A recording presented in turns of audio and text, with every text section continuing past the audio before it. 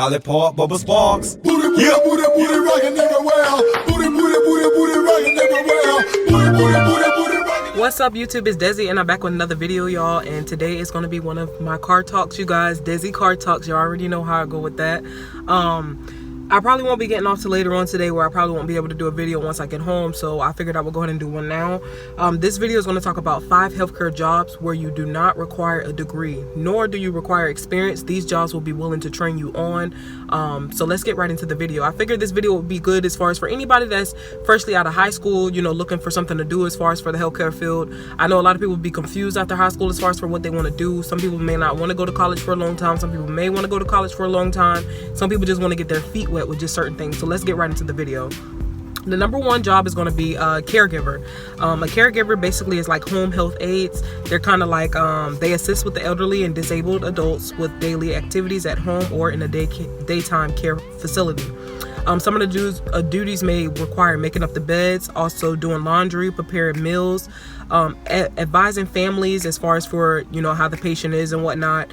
Also helping out with their nutrition, making sure they have a good diet plan as far as for the patient, and also making sure that they clean up everything and just do a couple of household utilities. The only thing I can say about caregivers, we have a couple of caregivers as far as with our patients as well. A lot of our patients we deal with pain management for medical assistant. They're elderly, so they have to have a caregiver to kind of be there for them. Even with this coronavirus going on, with the televisit appointments, with us being virtual, we have some of the caregivers who will have their phone and have the other patient on video, and you know, they'll talk to them and try to be like, hey, so how's your pain after taking the pain medication, stuff like that. So caregivers is definitely one. The good thing about caregivers, all you'll need is a high school diploma. It's typically required. It's not mandatory for some positions, and caregivers usually make about $24,000 a year. Now this is off of Florida. It's not really what every other state. I know caregivers may make different money as far as for other locations, but this is definitely one of the jobs I feel like that's kind of good as far as for if you're trying to enter into the healthcare field to see if you really like it. The second job I would say will be medical assistant, which is pretty much what I am. Now medical assistant, it requires you to get a certification if you would like to get more money added on and whatnot, but it's not technically required. It's not really a requirement, because some people will train you on to see as far as for if you're willing to take on the position. Medical assistants perform front office and back office duties. We do a wide range as far as for answering phone calls, scheduling appointments for patients, making sure we clean up after the patients. We also do the back office work where we'll help assist with injections, do blood work, making sure we send everything out for the lab. It's a lot of stuff that a medical assistant do, and if you guys are looking for more duties as far as for a medical assistant, check out the links below. I'm not going to focus so much on to medical assistant because I talk about that every day. But medical assistant, you pretty much need a high school diploma, a post-secondary education such as a certificate, and medical assistants usually make around $30,000 to $40,000 a year. It all depends, but for right now in Florida, it's $30,000 to $35,000 a year. The third job will be a patient sitter. Now I feel like this one is not really where most people worry about, but in a hospital, patient sitters really do. It's like a good job to get your experience as far as for working at a hospital, and not only with just the hospital, the healthcare field as well too.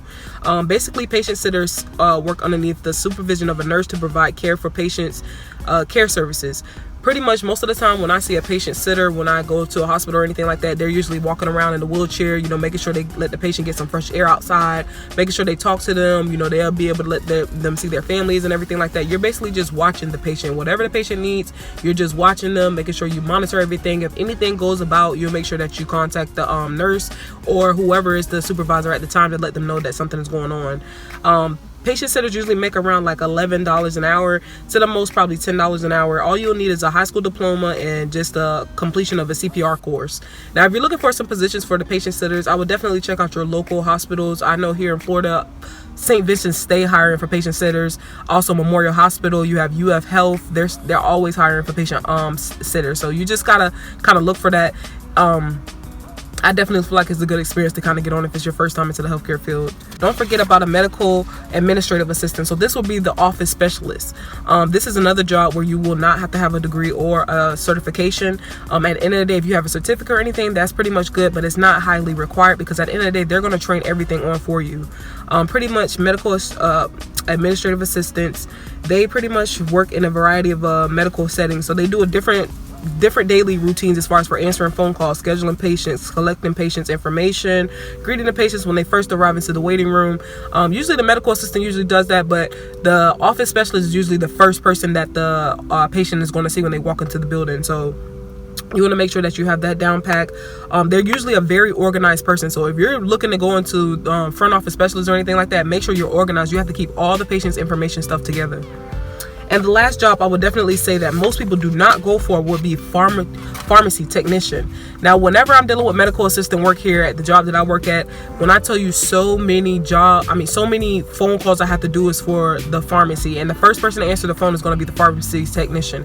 And I always ask to get transferred to the pharmacist, but however, the pharmacy technician is just as well as good. Pretty much the requirements with this will be just to have a certification from a program. Sometimes you go through many pharmacy technician certificate programs as well too, which probably lasts up to 4 to 8 months or so.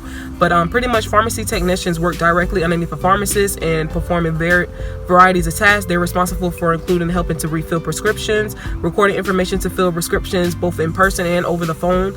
They organize inventory. They also accept payments, making sure they process insurance and anything more. I feel like with a pharmacy technician, you have to be fast paced. If you're looking for a job where you're trying to look into that field, you have to be fast paced and make sure you're organized, because at the end of the day, that's pills you're dealing with. You have to make sure you're good on probably pharmacology and also mathematics as well, making sure that you give the right dose to the patient. But these are the right 5 top jobs that I would say that can kind of help you guys out if you're looking for interest into the healthcare field. It's never too late. Like I said, you'll just have to keep looking, because I know some people was like, I always try to look for a job and I can never find nothing. It's all about just continuing to keep look, because you just never know what you could find later on down the road. If you guys have any questions, don't forget to leave comments below, and don't forget to like, comment, and subscribe, you guys. I'm hoping everybody have a good one, and make sure y'all stay safe during this coronavirus times. Bye, y'all.